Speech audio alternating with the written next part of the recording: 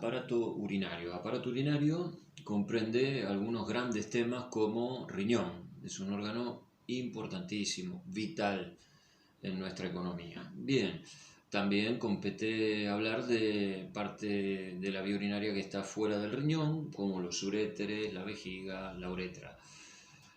Pero casi le diría que el tema excluyente, el más importante, quizá el más complejo y también difícil de aprender, es riñón. El riñón es un órgano par, bilateral, que tiene una cápsula de tejido conectivo denso, regular, y que tiene una forma aproximadamente similar a la de un poroto, medio enorme, ¿no? Pero es básicamente esa su forma, con una cara o borde convexo y uno cóncavo por donde penetra el hilio, es decir, el hilio, recuerden siempre, la zona del órgano donde entran y salen los vasos. En este caso, además de ello, es la salida de la vía urinaria con la pelvis renal y el origen o raíz del uréter. Nosotros encontramos tanto macroscópicamente, si hacemos un corte sagital del mismo, como microscópicamente, una corteza y una médula. La médula, no en todas las especies, pero sí en el caso del humano, consiste en varios lóbulos. Hay riñones que son monolobulados en otras especies.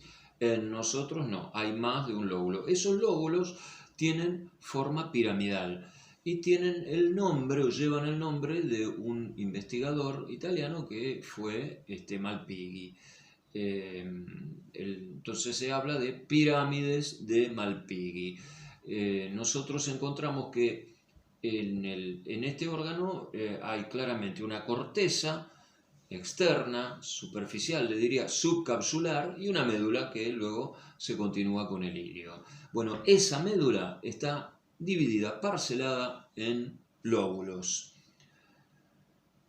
Tenemos que saber también cuál es la unidad funcional, es decir, si nos metemos dentro de esta estructura, en cualquiera de sus partes, sea en la médula o sea en la corteza.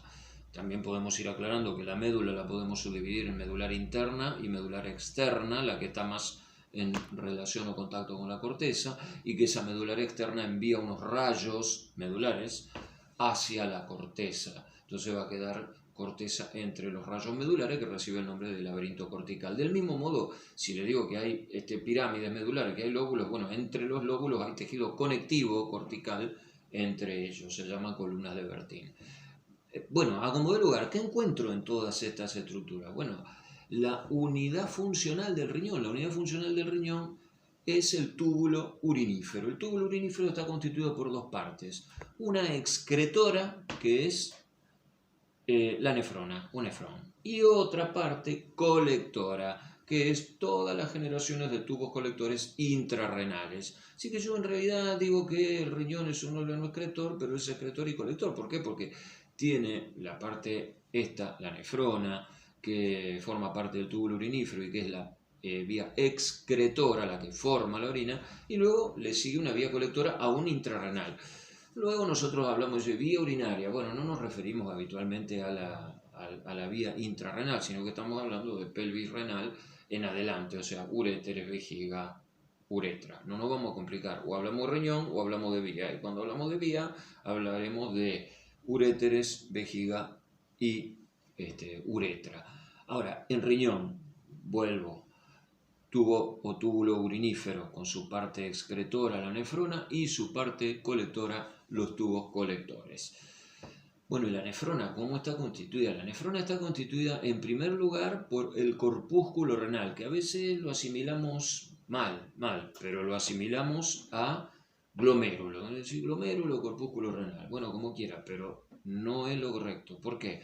Porque el corpúsculo renal está formado, como vamos a apreciar en las figuras,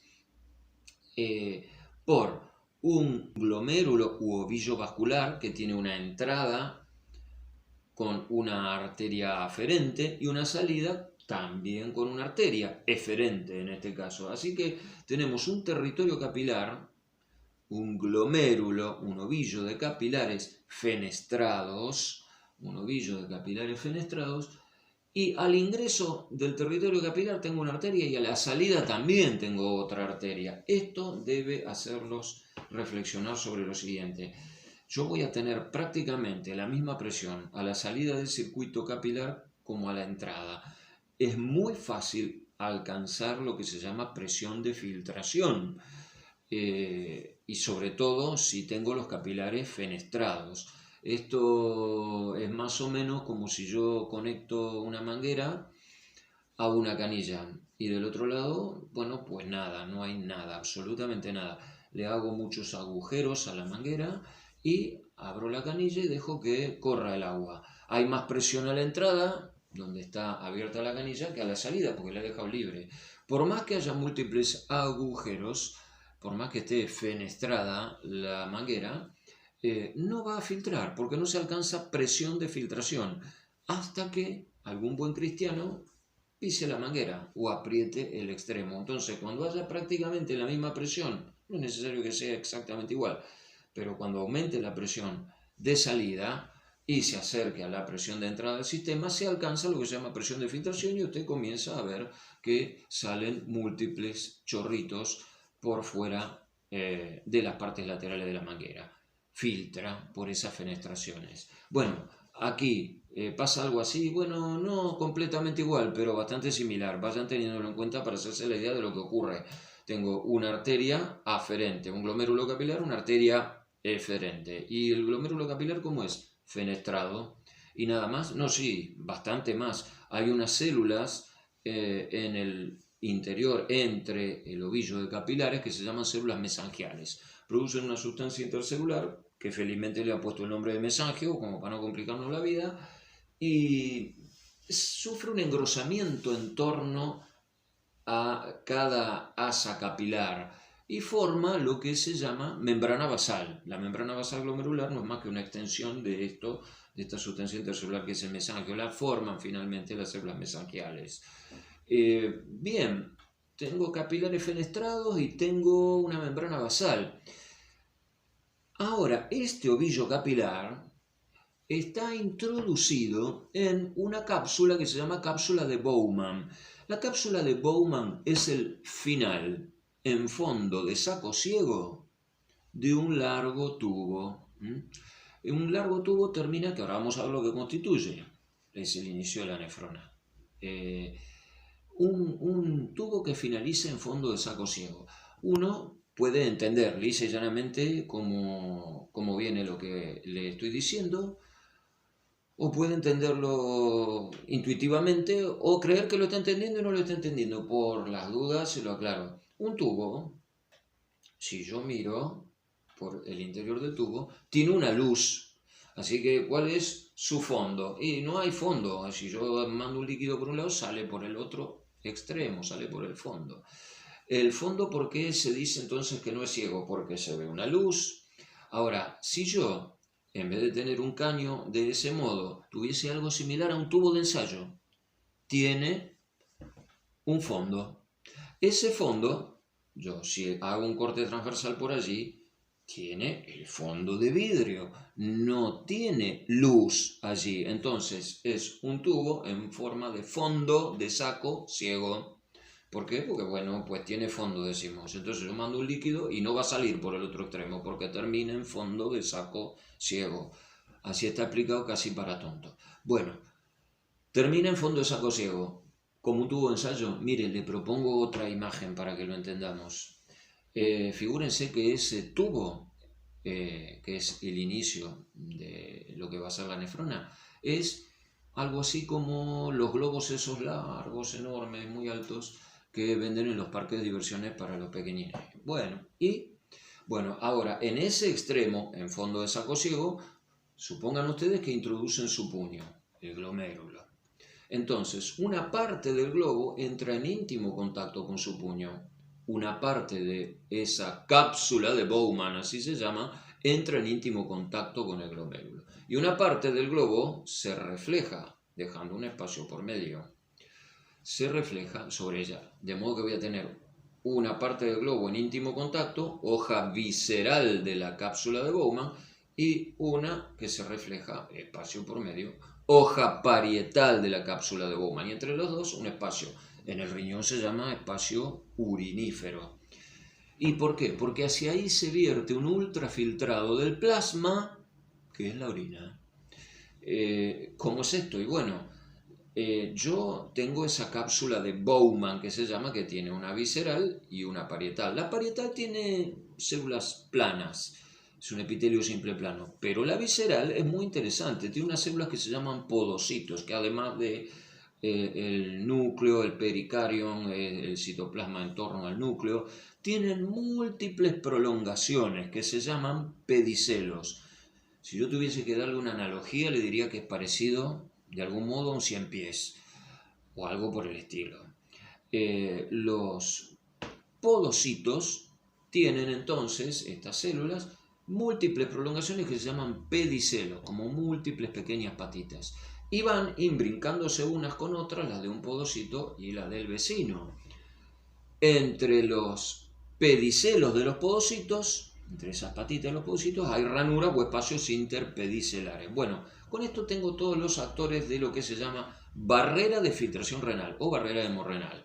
¿Y cuál es esta barrera? Bueno, las fenestraciones del endotelio capilar glomerular, la membrana basal glomerular y las ranuras o espacios interpedicelares de los podocitos.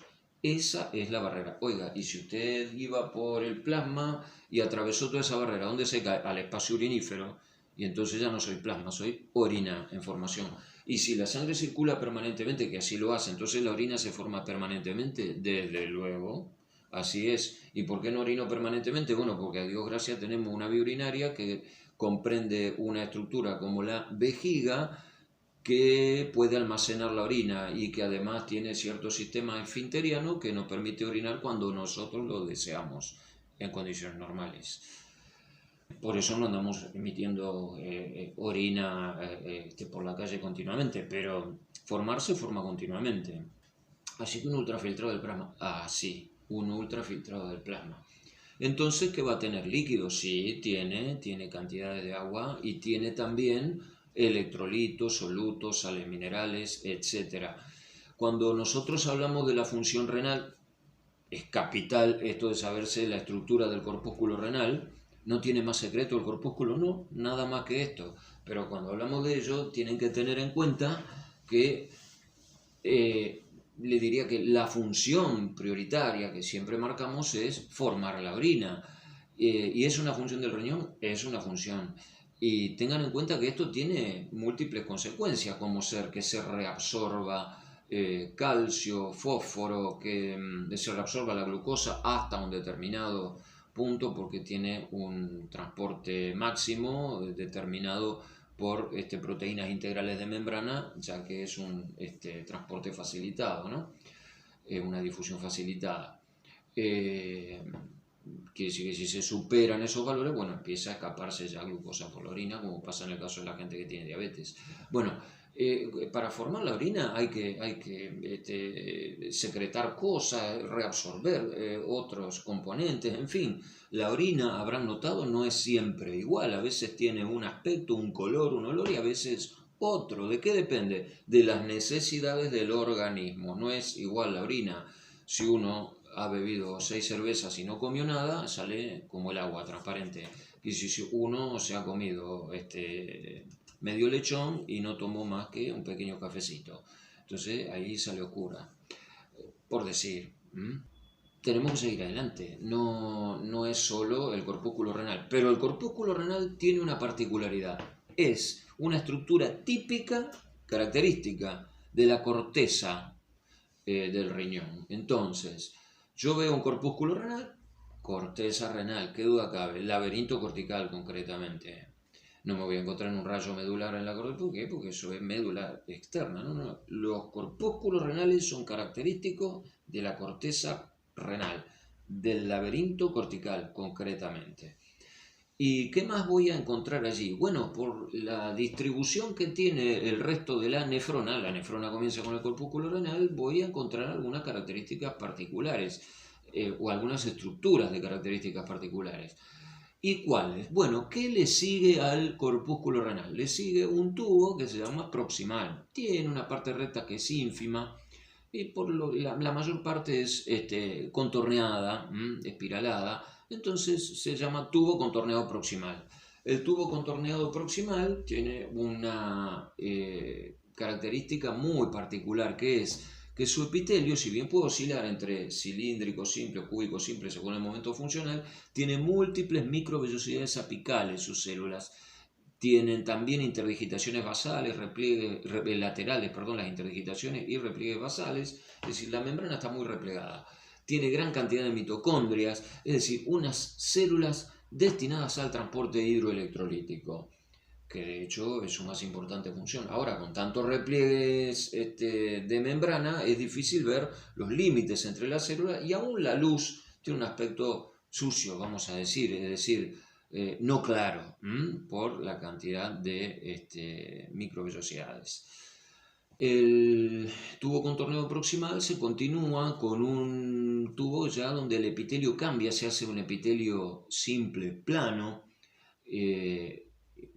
pero las células están muy cercanas a unas a otras, por lo que es muy fácil, muy probable, altísimamente probable, que cuando uno lo toma a corte transversal a esta estructura que se llama asa de Henle delgada, tome corte de dos células, no solo de una célula epitelial plana. Entonces tiene un epitelio simple plano, pero no como cuando yo veo un capilar. En un capilar, como es más espaciada la distribución de los núcleos, las células tienen más citoplasma, entonces, bueno, es probable que yo tome solo un núcleo en un corte transversal, en un capilar, pero en cambio, en el asa de Henle delgada, uno suele encontrar un par de núcleos en los cortes transversales. Los cortes longitudinales también nos puede ayudar, obviamente, la presencia de sangre para distinguirla de un capilar. Digo la del diagnóstico diferencial con un capilar porque, bueno, tiene epitelio simple plano al igual que un capilar, pero esta característica que les mencioné nos puede permitir diferenciar uno de otro. Bueno, y el asa delgada, ¿con qué se continúa? Con el asa gruesa de Henle. El asa gruesa de Henle no es nada más que la parte recta de lo que se llama túbulo distal. Pero bueno, asa gruesa, de Henle. ¿Y con qué se continúa? Con el tubo contorneado distal, o sea, con el inicio de la parte contorneada del distal. La raíz de la parte contorneada del distal, o sea, la raíz del tubo contorneado distal, toca el polo vascular del corpúsculo renal. No me dijo que tenía dos polos. Bueno, se lo digo ahora. El corpúsculo renal tiene un polo vascular donde entra la arteria aferente, donde se marcha la arteria eferente, y tiene un polo urinario a donde está el espacio urinario y se continúa con el tubo contorneado proximal.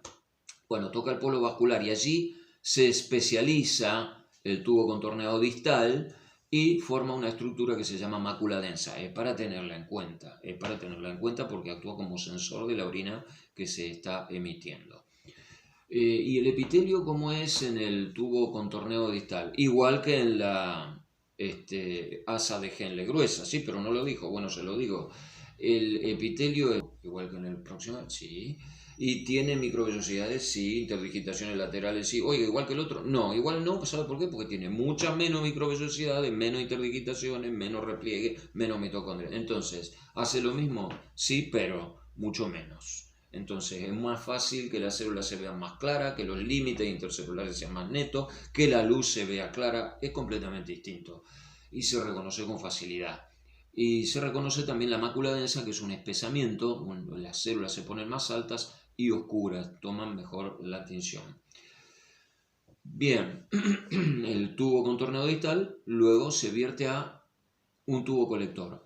Hasta el tubo contorneado distal, incluyéndole, ¿de qué me está hablando? Y del corpúsculo renal, el tubo contorneado proximal, del asa de Henle delgada, del asa de Henle gruesa y del tubo contorneado distal. Hasta allí, nefrona. Y luego, ¿qué viene? La vía colectora. ¿Con qué? Con el tubo colector. Los tubos colectores tienen un epitelio que oscila de los más pequeños, los más primarios, digamos, epitelio simple cúbico, luego se hace cilíndrico. Pero lo más importante es que siempre el borde apical es convexo hacia la luz, es decir, como con una pancita hacia la luz. Los límites intercelulares son netos, las células son claras. Es importante distinguir esto. Bueno, ¿y en qué parte de las primeras aproximaciones que hicimos al riñón encontramos nosotros en el mapa renal a estas estructuras? Me refiero, El mapa renal era corteza, médula, rayos medulares, medular interna, medular externa. Bueno, ¿qué encuentro en cada una de esas partes? ¿Qué encuentro de qué? Y del túbulo urinífero, de la nefrona que le acabo de comentar y de los tubos colectores. Bueno, concreto, en la corteza, en el laberinto cortical, corpúsculo renal, tubo contorneo proximal, tubo contorneo distal. En la medular externa y obviamente en los rayos medulares voy a encontrar asa de Henle gruesa, asa de Henle delgada y tubos colectores. Y en la medular interna voy a encontrar tubos colectores mayores, los del epitelio más alto, y asa de Henle. En la medular interna es casi, le diría, como la corteza a prueba de tontos. ¿Por qué? La corteza, bueno, porque es la única donde encuentro corpúsculo renal. Encuentro corpúsculo, corteza, señor, sí, señor, cómo no, señor. Y la medular interna, y bueno, hay que estar en coma realmente para no distinguir un tubo que tiene un epitelio cilíndrico simple con borde apical convexo de uno que tiene un epitelio simple plano. No embromemos.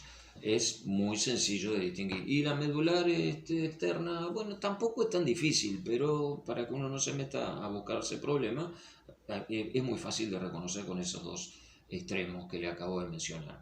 Bueno, ¿y qué más del riñón? Bueno, bastante más, porque el riñón presenta algunas otras estructuras que tenemos que ir mencionando. Miren, por ejemplo, hablamos de arteria aferente. En la arteria aferente hay una capa media, como en cualquier arteria, pero unas células de la capa media están especializadas, se llaman células yuxtaglomerulares. Células yuxtaglomerulares.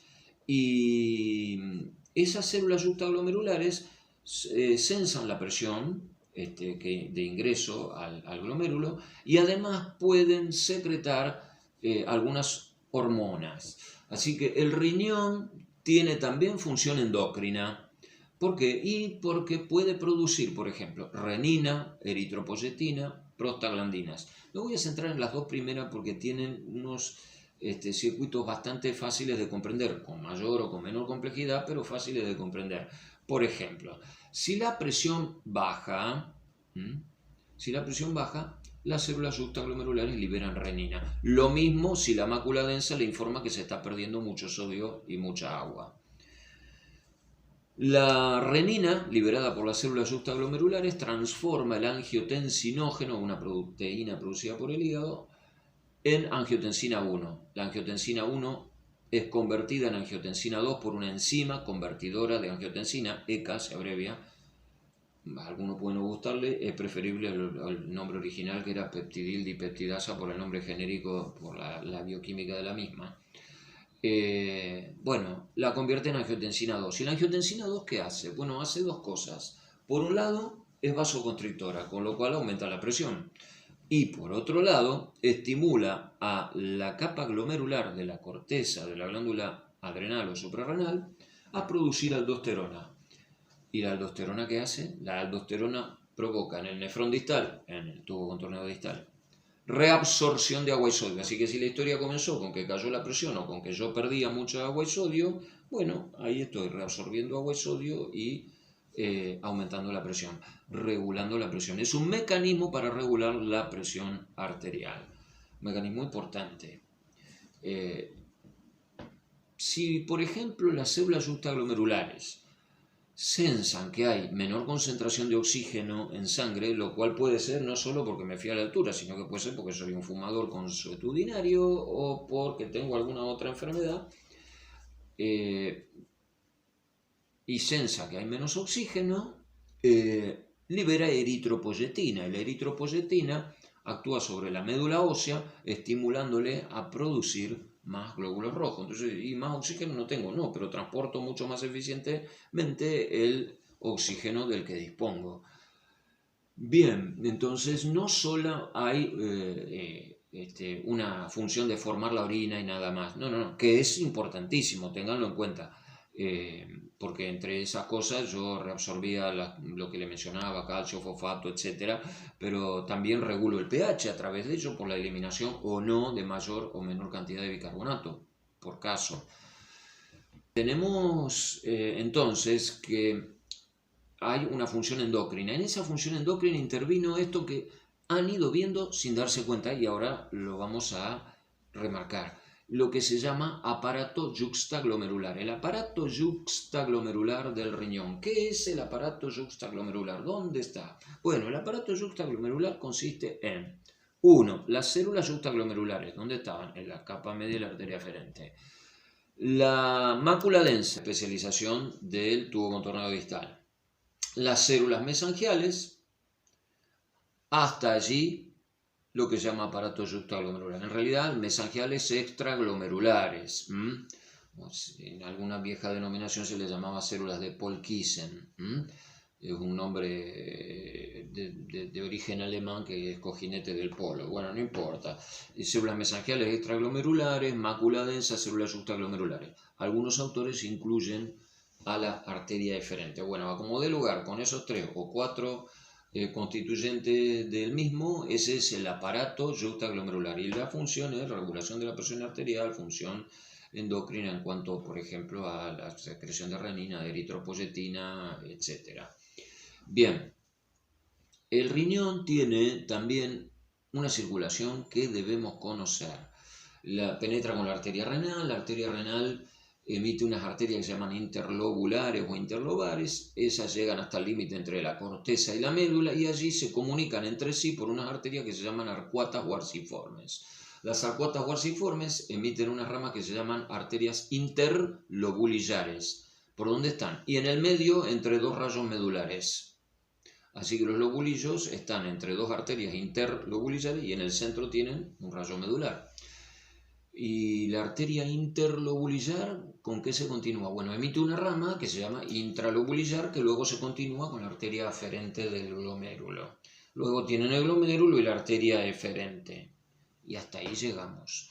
Oye, las venas, bueno, las venas es distinto el asunto. ¿Por qué? Porque las venas nacen en una estrella superficial subcapsular, así se llama, estrella de Verhegen, y van coalesciendo, fusionándose y no siguen a ninguna arteria hasta que llegamos a la interlobulillar. Cuando hay arteria interlobulillar, hay vena interlobulillar. Ahí sí. Y entonces hay arteria inter y vena inter. Sí. Y hay luego las arcuatas. Y hay arteria arcuata y vena arcuata. O arciforme. ¿Y habrá una vena interlobar o interlobular? Sí. Y hay vena renal también. Bueno, de la circulación linfática no vamos a tocarlo porque no pretendemos tampoco que hagan un análisis exhaustivo de la histología. Como siempre les digo, la cuestión no es ser histólogo o morfólogo del riñón, sino tener una más que razonable idea para poder estudiar estos temas. Bien, la vía colectora, si bien comienza con las 20 generaciones de tubos colectores que están dentro del riñón y se van dicotomizando, y tenemos esas generaciones que les decía, pero hay una vía que es claramente uréteres, vejiga y finalmente uretra.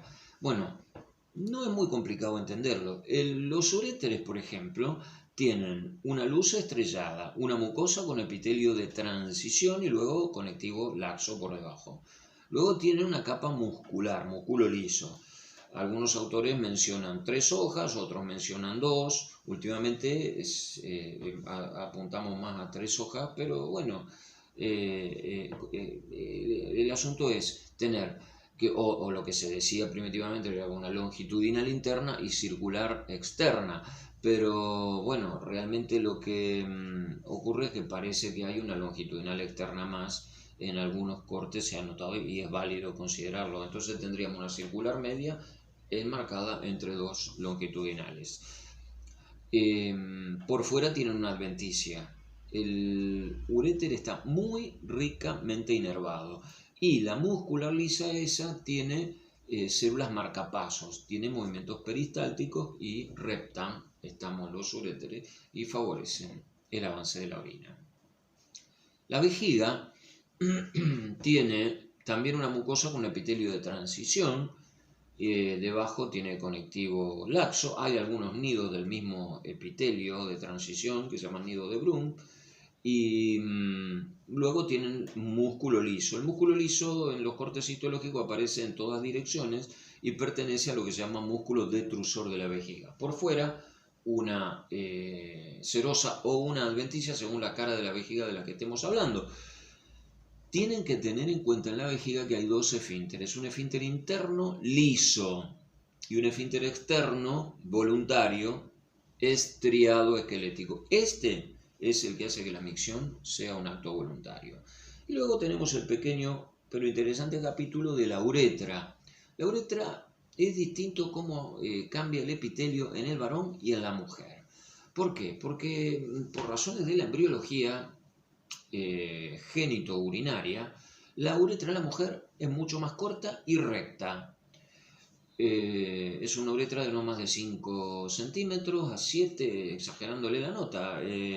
Y con 5 centímetros se queda tranquilo, cómodo. ¿Y qué epitelio tiene? Bueno, desde el origen en la vejiga tiene un epitelio de transición y solo en el meato urinario, en la fosita navicular, en el extremo distal, se hace un epitelio estratificado plano. En el varón, la uretra tiene más partes. ¿Por qué? Porque ustedes encuentran, por ejemplo, simplificándola, incluso tienen una uretra prostática y el epitelio es pseudoestratificado. Tienen toda una uretra vulvar y peneana en la que podemos redondear que el epitelio es de transición. Hay algunos cambios en la uretra membranosa y peneana, pero bueno. Y finalmente en la fosita navicular, en el meato urinario, el epitelio se hace de estratificado plano. Es decir, hay una distinta evolución en uno y otro sexo que tiene esas raíces embriológicas que más adelante vamos a tratar.